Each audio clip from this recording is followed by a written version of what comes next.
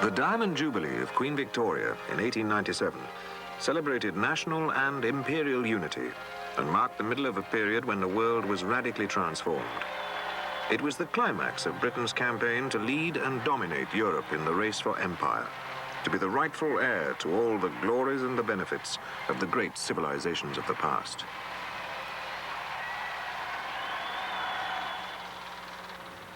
At Portsmouth, after the pomp and ceremony, the attendant kings and queens, princes, heads of state and dignitaries were all treated to a display of British naval power.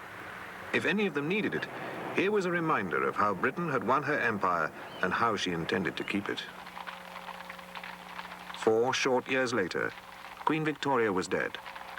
But the spirit of her age, one of robust self-confidence and overweening national pride, lived on, not just in England, but everywhere in the Western world.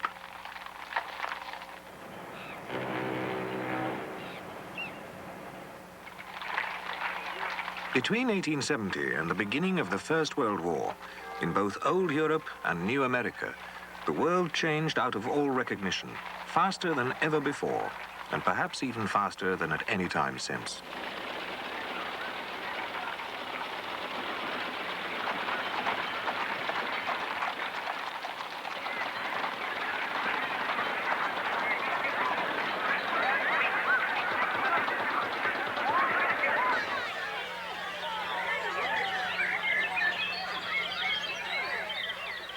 In that period, the peoples of Europe became better fed, better housed, better educated, better governed, better defended.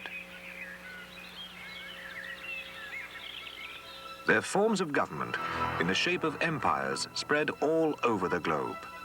By 1900, non-European civilizations had, to a large extent, succumbed to European domination. The British Empire took up almost a quarter of the world's surface, including the great land masses of India, Canada, and Australasia. The French Empire had taken over West Africa and some of Southeast Asia. The Portuguese, the Spaniards, the Dutch, the Belgians, the Germans, the Italians, the Danes, the Ottomans, and the Russians. All of them governed subject peoples and assumed it was their right to go on doing so.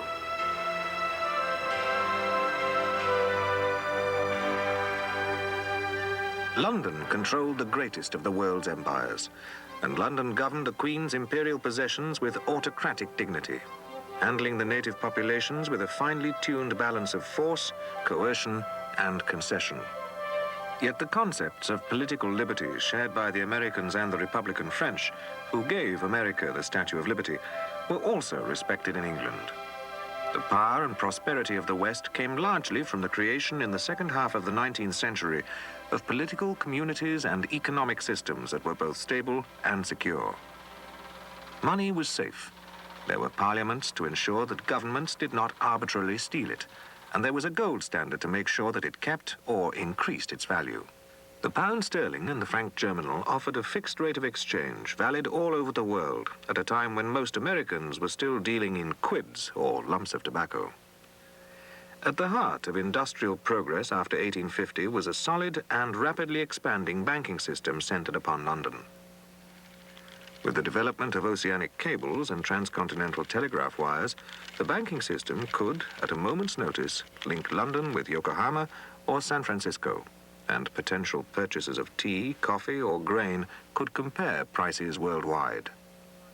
Vast new territories were placed under cultivation to supply Europe with food grown with the help of new agricultural machinery. The farmers of the Argentine, Australia, Russia, Hungary, and especially North America competed to undercut each other in price and outproduce each other in quantity.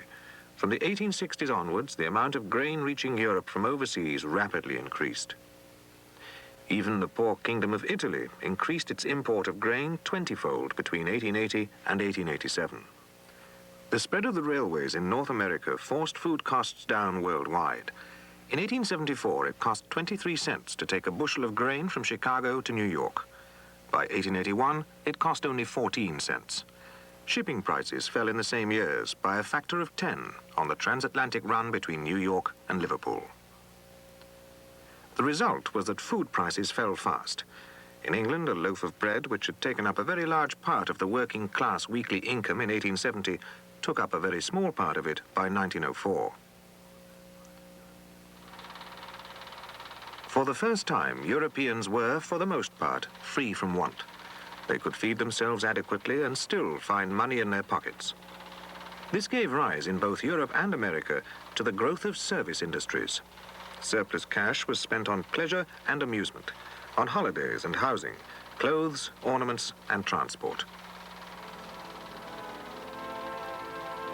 The age of the consumer had begun, and to meet the new demand, new industries spilled out new sorts of goods in unparalleled profusion. Old-fashioned craft and rural industries gave way to a factory system based on coal, iron, and steam power, which churned out locomotives, rails, barbed wire, tools, and new consumer goods. Coal output in Europe rose from 173 million tons in 1871 to 594 million tons in 1914.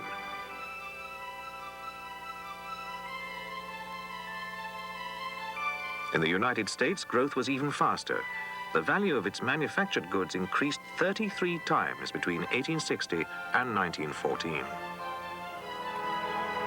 Most important of all was the revolution in technology. Spurred on by British inventiveness, the new industries adopted the latest techniques, applying science and the machine to processes that had always been completed by hand. From the great industrial cities of America to the newly discovered oil fields of Russia, technology assumed a momentum and an importance that changed the way people lived.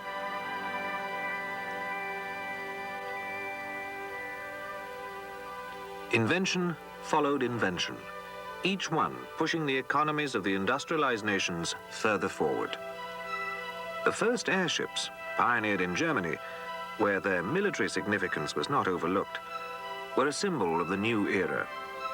Count Zeppelin's invention, this type of airship, first flew in 1900, and between 1910 and 1914, Zeppelins pioneered air passenger travel.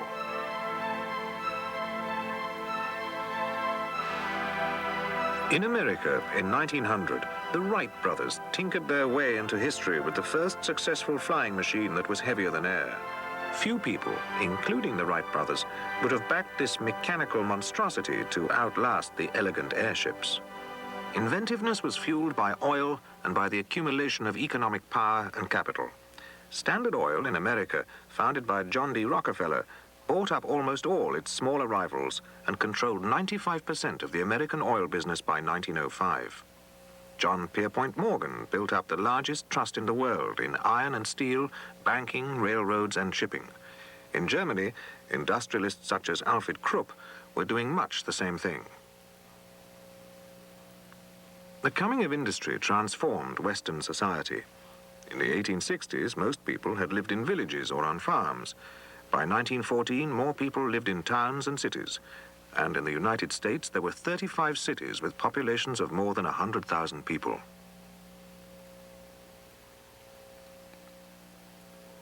The greatest transformation came in England, whose rural workforce declined to a mere 10% of the working population over the 19th century. But perhaps the most striking example of the exodus from the country came across the Channel in Germany, where the transformation was squeezed into a generation. As Germany industrialized, the number of major cities rapidly grew, until by the early 1900s there were nearly 30 with populations exceeding 100,000 people. The traditional peasant world shattered into fragments as people poured into the cities to feed the new factories with their labor and to purchase its products with their surplus wages. Mechanical novelties of all sorts fascinated journalists, writers, and thinkers, and quickly persuaded adults and children to part with their pennies. New fashions such as Christmas trees, introduced to the English-speaking world by Prince Albert, and the craze for novelty were spurred on by the advertisers, tradesmen, and manufacturers who stood to gain from the growth of an urban population intent on carefree consumption and who were ready to travel to seek enjoyment and work. The rapid growth of cities was accompanied by a revolution in Europe's social structure. A new middle class emerged, committed to servicing and managing modern industry, anxious to rise up the social scale, intent on improving and modernizing the cities. This new middle class gradually came to dominate urban life, which itself was undergoing a change with town planning and the introduction of new roads and railways. This change affected the old aristocracy, which moved away from agriculture into manufacturing, mining, and banking.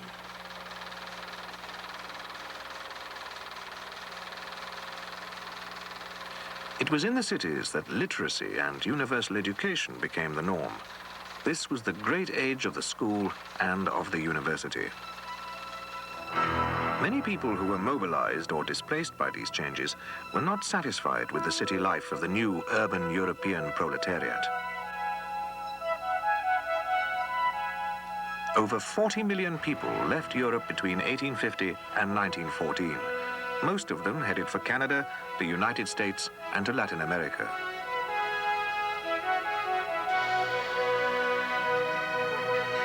Wherever the European immigrants went, they brought with them a new sort of dynamism, often born of desperation, and the trappings of the new economic order.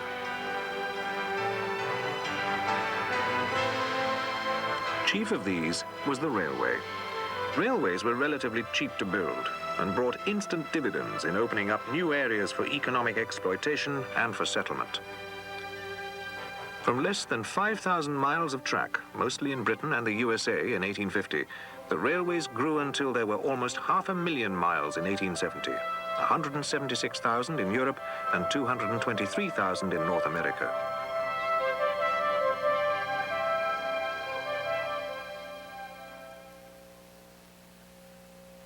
Throughout Africa, Asia, and Latin America, the railways were the arteries that brought European trade and European culture into new territories and began to break down the isolation and the independence of old societies. Almost as significant was the steamship, making possible a vast increase in the speed and sheer quantity of transoceanic communication. It was these advances which brought Europeans to a position where they could explore, exploit, and dominate the globe. It was at this time that trade became truly international. Goods of all sorts could be marketed and distributed effectively and quickly throughout the world. 2/3 of the world's shipping carried commodities by 1914, and the bankers and the financiers who organized all this, especially those from the City of London, amassed great profits.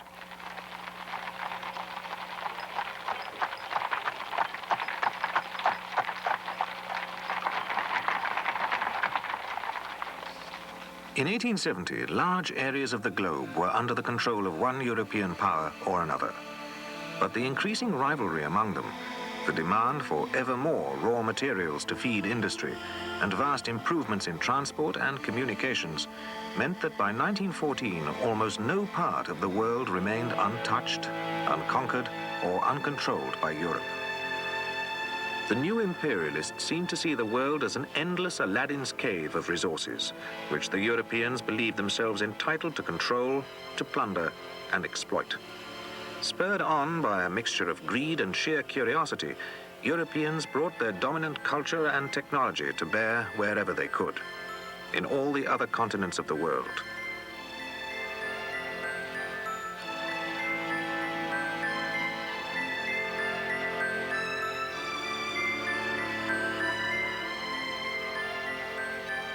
It also served to aggrandize the crowned heads of Europe, who saw in empire a means of regaining their historic glories.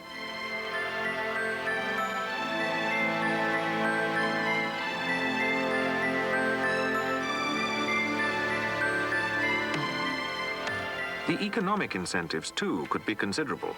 Investment abroad made millionaires of many. These share certificates for oil speculations in Russia were printed in 4 languages.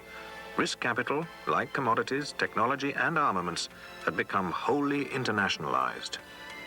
Not all the areas that were good for trade or investment became colonies. Indeed, the countries of Latin America had only recently shaken themselves free of Spanish and Portuguese domination, thanks to British and American help. Now, in many cases, they exchanged one kind of dependence for another, as they came under the economic influence of those same countries that had helped free them from their old oppressors. At that time, the world's economic system was based on gold, and the gold strikes in Australia and South Africa, in the Yukon and Siberia, brought a rush of settlers and pioneers. The world's stock of gold doubled between 1889 and 1904, and oil also brought windfall profits for Britain in Persia and Burma, for Russia in Baku, and for many speculators in the United States. The scramble for raw materials and commodities of all sorts propelled the race to acquire new colonies and imperial possessions. Even the most unpromising terrain could be transformed by railways and modern irrigation into new plantation colonies like Kenya or Nigeria. Here, crops like tea, coffee, cotton, tobacco, sisal, and cocoa could be grown at great profit. This imperial prosperity and enterprise was at the heart of the outburst of national pride which occurred in London at the time of Queen Victoria's Diamond Jubilee. Englishmen, in particular, took a great pride in their imperial traditions. They cherished an idea of themselves as a superior race, with a moral right to power over colored peoples. If you were an Englishman in India, however insignificant, you counted as a member of the master race, and your slightest wants were attended to. European imperialists assumed that the empire brought enlightenment and civilization to the native societies that they ruled, and that therefore they had a right to be there.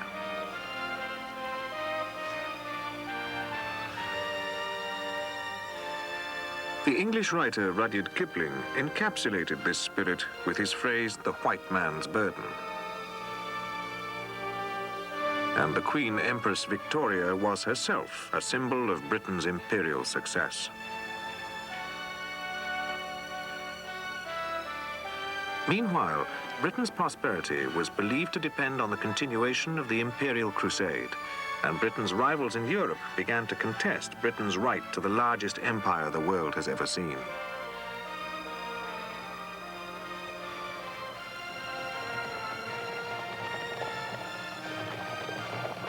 In addition, the subject peoples began to organize themselves in opposition to the imperialists.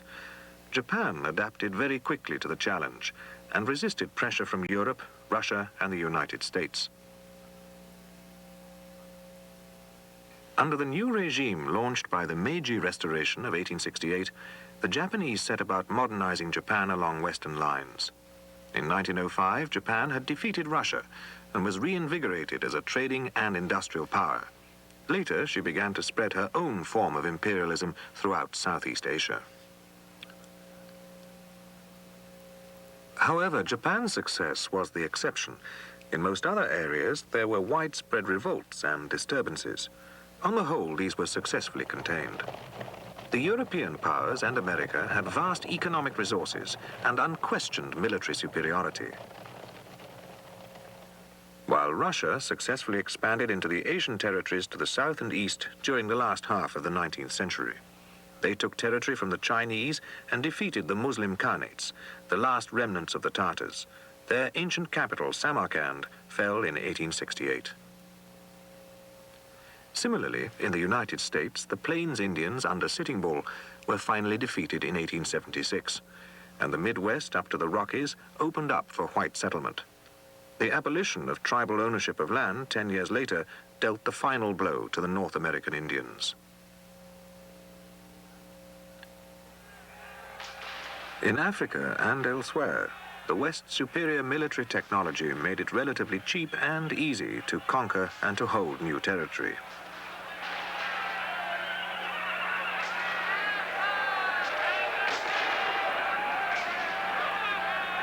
Any attempts at resistance were ruthlessly suppressed, even in North Africa, where a jihad, or Muslim holy war, was declared against the invading white Christians. The greatest non-Christian empire, that of the Ottoman Turks, also found it impossible to resist the power of the Europeans.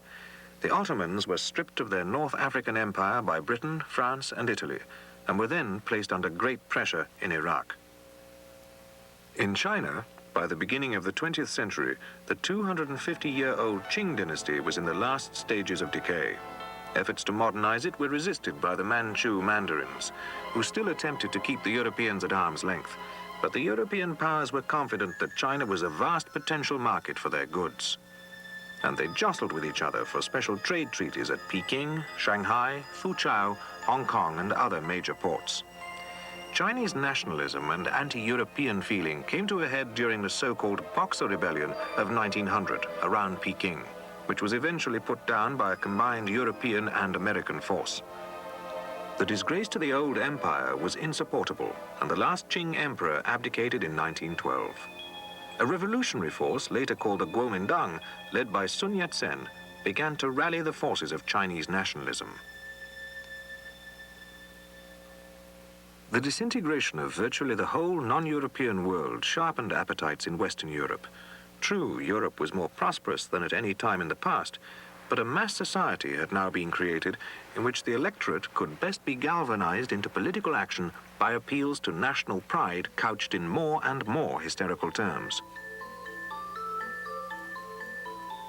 It seemed an obvious answer to the problems of poverty in the Western world to exploit the Eastern world more effectively.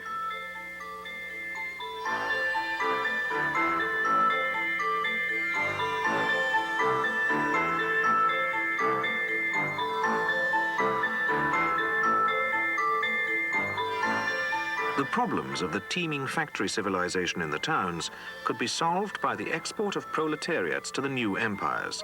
In this way, it became common even for liberals to support the development of national power, the build-up of armaments, and the constant pressure within the European nations to compete for imperial possessions. The feudal energies of the past were synthesized with the industrial energies of the present. Splendidly equipped cavalry still symbolized Prussian strength, but it was Krupp's industrial empire which underpinned Prussian power. For a European state to reach out for an overseas empire in the face of British naval strength, great ships were a necessity. Great Britain built up a huge navy in the 1890s, and in response, Germany built up an enormous navy as well as a vast army. The Russians followed suit and became the allies of the French to threaten and to contain Germany. Austria was Germany's ally, and Germany connived at its attempts to control the Balkan states and build up its own small empire in that area. When the heir to the Austrian imperial throne, the Archduke Franz Ferdinand, was assassinated in the Balkans on the 23rd of June 1914, the whole network of alliances, mutual jealousies, and imperial tension exploded. After 1914, the world could never be the same again.